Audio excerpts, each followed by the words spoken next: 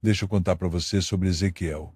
Ele era um sacerdote jovem, com sonhos e planos, quando tudo desmoronou. Imagine só, você cresceu servindo a Deus no magnífico templo de Jerusalém, conhece cada ritual, cada canto daquele lugar sagrado, e de repente está sendo levado à força para uma terra estranha. Foi isso que aconteceu com Ezequiel e milhares de judeus quando o rei Nabucodonosor conquistou Jerusalém. Arrancados de sua terra, longe do templo, sentindo-se abandonados. Você já se sentiu assim? Como se Deus tivesse ficado para trás em algum lugar. É assim que aquele povo se sentia às margens do rio Quebar, na Babilônia. Era o 5º ano do exílio, por volta de 593 a.C. O céu estava claro naquela manhã quando Ezequiel saiu para caminhar perto do rio. Talvez ele estivesse orando, talvez apenas pensando em sua terra distante. Seu coração devia estar pesado. Como adorar a Deus tão longe do templo? Como manter a fé quando tudo indicava que tinham sido esquecidos? Os babilônios zombavam. Onde está o Deus de vocês agora? E essa pergunta ecoava na mente de muitos exilados. Você já passou por momentos assim? Quando parece que Deus está em silêncio? Foi nesse momento de profunda crise que algo extraordinário aconteceu. Os céus se abriram para Ezequiel. De repente, vindo do norte, um vento tempestuoso, uma grande nuvem com fogo, relampejando continuamente. Imagine o coração de Ezequiel disparando. Não era uma tempestade comum, era a glória de Deus se manifestando. E do meio do fogo surgiu algo que Ezequiel mal conseguia descrever com palavras humanas. 4 seres viventes com aparência humana, mas cada um tinha 4 faces e 4 asas. As faces, uma de homem, outra de leão, outra de boi e outra de águia. Ezequiel tremia. Como você se sentiria vendo algo assim? Essas criaturas celestiais, que mais tarde aprendemos serem querubins, se moviam como relâmpagos, em perfeita harmonia, sem jamais se virarem. E as rodas? As rodas! Ezequiel viu algo que parecia rodas dentro de rodas, cheias de olhos em toda a volta. Quando os seres se moviam, as rodas se moviam junto deles, em qualquer direção, sem precisar girar. Era como se o próprio movimento fosse algo diferente do que conhecemos. O profeta tenta explicar com palavras humanas o que via, mas como descrever o indescritível? Sabe quando você sonha com algo surreal e depois não consegue explicar direito? Multiplique isso por 1000. As rodas brilhavam como berilo, uma pedra preciosa, e se moviam pelo Espírito de Deus. Era algo tão fascinante quanto aterrador. Ezequiel percebia que estava diante de algo completamente além deste mundo. Acima daquelas criaturas extraordinárias havia algo como um firmamento reluzente, como cristal resplandecente. E sobre este firmamento, algo que parecia um trono de safira. No trono estava uma figura com aparência humana, mas brilhando como metal incandescente, como fogo. Era a semelhança da glória do Senhor. Quando Ezequiel viu isso, caiu com o rosto por terra. Consegue imaginar? Estar diante de tanta glória que seus joelhos simplesmente cedem. É como aquele momento em que você fica sem fôlego diante de algo magnífico, só que 1000 vezes mais intenso. Ali deitado no pó, tremendo, Ezequiel ouviu uma voz. Deus iria falar com ele. Filho do homem, põe-te em pé para que eu fale contigo. E quando Deus falou, algo extraordinário aconteceu. O Espírito entrou em Ezequiel e o colocou de pé. Você já sentiu aquela força que vem quando tudo parece impossível? Aquela coragem que surge do nada quando você mais precisa? Foi algo assim, mas muito mais poderoso. Deus estava chamando Ezequiel para uma missão difícil. Ele seria enviado aos israelitas, um povo rebelde que tinha se afastado de Deus. Filho do homem, eu te envio aos filhos de Israel, uma nação rebelde. Dirás a eles: assim diz o Senhor Deus. Era um chamado para ser a voz de Deus no exílio. Então, aconteceu algo surpreendente. Deus estendeu a mão para Ezequiel e nela havia um rolo de pergaminho escrito dos 2 lados, contendo lamentações, gemidos e ais. E Deus disse: Filho do homem, come o que achares. Come este rolo e vai, fala à casa de Israel. Imagine só, Ezequiel comeu o rolo e em sua boca era doce como mel. É como quando você abraça uma verdade difícil, amarga em seus efeitos, mas doce por ser real. Deus estava dizendo: absorva minha mensagem completamente, faça dela parte de você antes de levar lá aos outros. Não era apenas um trabalho para Ezequiel, era uma transformação completa. Sabe o que é mais impressionante? Deus não estava apenas dando mensagens para Ezequiel repetir como um papagaio. Ele fez do próprio profeta um sinal: Filho do homem, eis que porei cordas em ti e te ligarão com elas. Por 7 dias Ezequiel ficou mudo, incapaz de repreender o povo.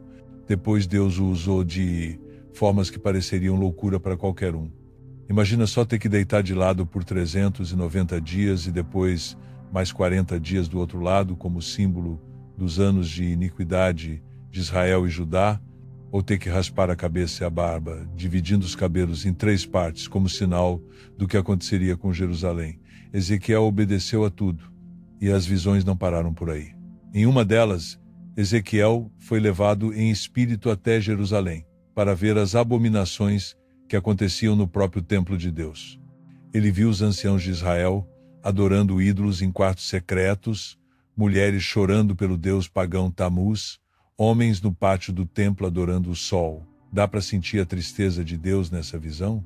Como quando você descobre que alguém que você ama profundamente tem te traído pelas costas. Ezequiel assistiu enquanto a glória do Senhor lentamente deixava o templo, um dos momentos mais tristes de toda a Bíblia. O lugar onde Deus havia prometido habitar estava sendo abandonado por causa da infidelidade do povo. Mas em meio a todas essas visões de julgamento, havia uma luz de esperança. Deus mostrou a Ezequiel um vale cheio de ossos secos, uma imagem perfeita de Israel, morto, seco, sem esperança. Filho do homem, poderão viver estes ossos? Deus perguntou. Você já olhou para uma situação e pensou, isso não tem mais jeito. Era assim que parecia. Mas quando Ezequiel profetizou conforme ordenado, algo incrível aconteceu. Os ossos se juntaram, nervos e carne os cobriram, e por fim o fôlego de vida entrou neles. Um exército imenso se levantou. Era a promessa de Deus. Eis que abrirei vossas sepulturas, e vos farei sair delas, ó povo meu, e vos trarei a terra de Israel. Talvez uma das visões mais estranhas e poderosas tenha sido quando Ezequiel viu um homem com uma aparência de bronze segurando uma corda de linho e uma vara de medir.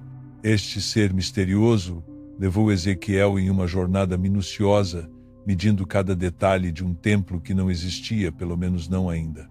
Era o futuro templo, perfeito em suas proporções, onde a glória de Deus voltaria a habitar. Você já sonhou com algo tão detalhado que parecia real? Ezequiel viu cada porta, cada cômodo, cada altar e, o mais importante, viu um rio fluindo do templo, trazendo vida por onde passava, com árvores que davam frutos todos os meses para a cura das nações. O que todas essas visões, algumas aterrorizantes, outras esperançosas, significavam para os exilados? Primeiro, que Deus não estava preso ao templo em Jerusalém. Ele podia manifestar sua glória mesmo na Babilônia, à beira do rio Quebar. Isso deve ter sido revolucionário para aquelas pessoas. É como quando você descobre que Deus está presente, mesmo no hospital, mesmo na prisão, mesmo no lugar mais distante que você possa imaginar. Segundo, que o pecado tem consequências reais, Jerusalém seria mesmo destruída. Mas terceiro, e mais importante, Deus não tinha abandonado o seu povo. O exílio não era o fim da história. Ezequiel viveu para ver suas profecias de julgamento se cumprirem. Em 586 A.C., um mensageiro chegou com a notícia devastadora. Jerusalém caiu. O templo, aquele magnífico edifício construído por Salomão, havia sido queimado até os alicerces. Muitos dos que permaneceram em Jerusalém foram mortos. Para os exilados, era como receber a notícia da morte de um ente querido. Sabe aquela sensação de um golpe no estômago que tira seu fôlego? Foi assim. Mas Ezequiel já sabia que isso aconteceria. E, mais importante, sabia que não era o capítulo final da história de Deus com seu povo. A partir desse momento, as mensagens de Ezequiel mudaram de tom. Agora que o julgamento tinha vindo, Era hora de falar de restauração. Dar-vos-ei um coração novo e porei dentro de vós um espírito novo, Deus prometeu através dele. Imagine essa mensagem para pessoas que tinham perdido tudo. É como quando alguém te diz no momento mais escuro: vai ficar tudo bem, e não apenas bem, vai ficar melhor do que antes. Deus não só traria o povo de volta à sua terra, mas transformaria seus corações de pedra em corações de carne. A promessa não era apenas de restauração externa, mas de uma mudança profunda de dentro para fora. Uma das imagens mais poderosas que Ezequiel usou foi a do pastor. No mundo onde os líderes de Israel, os pastores, tinham falhado miseravelmente, Deus disse: eu mesmo procurarei as minhas ovelhas e cuidarei delas. Quando os líderes humanos falham, Deus assume o controle. Você já se decepcionou com pessoas em quem confiava? Então sabe como é reconfortante essa promessa. Deus prometeu buscar os perdidos, trazer de volta os desgarrados, cuidar dos feridos. E mais, levantarei sobre elas um só pastor, o meu servo Davi, que as apacentará. Uma profecia do Messias que viria, o bom pastor Jesus. Outra visão impressionante foi a da grande batalha final. Gog, da terra de Magog, reuniria um exército imenso contra o povo de Deus. Muitos estudiosos veem aqui uma profecia de conflitos nos últimos tempos. O mais importante, porém, é o resultado. Deus intervém pessoalmente para defender seu povo. Manifestarei a minha glória entre as nações, diz o Senhor. Não é reconfortante saber que no final Deus não permitirá que o mal tenha a última palavra? Como em todas as grandes histórias que amamos, há uma batalha final onde tudo parece perdido. Mas então vem a virada. A justiça prevalece. A mensagem para os exilados era clara. O futuro pertence a Deus. Nas últimas visões, Ezequiel viu algo tão glorioso que mal conseguia expressar. A glória de Deus retornando ao templo. A glória do Senhor entrou no templo pela porta que dá para o Oriente, ele escreveu.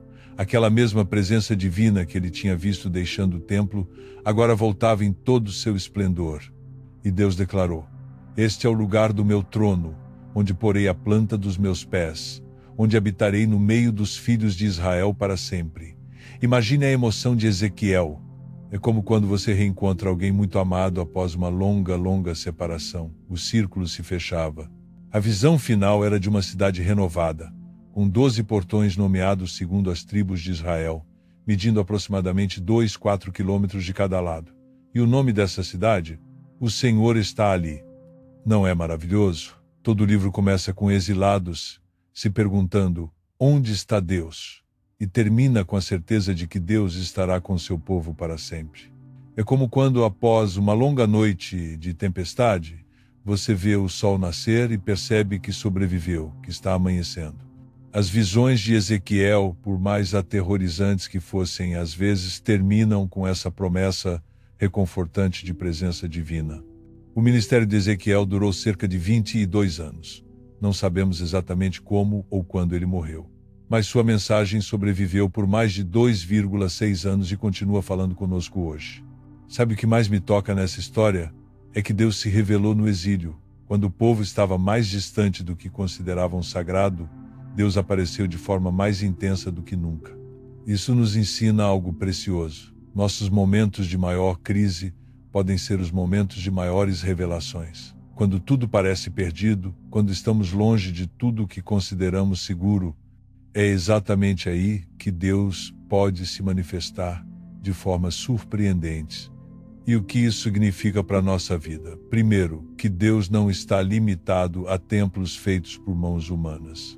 Ele pode se revelar a você na sala de cirurgia, no quarto de hospital, no escritório, na cozinha, em qualquer lugar. Segundo, que mesmo quando tudo parece morto, como aqueles ossos secos, Deus tem poder para trazer vida nova.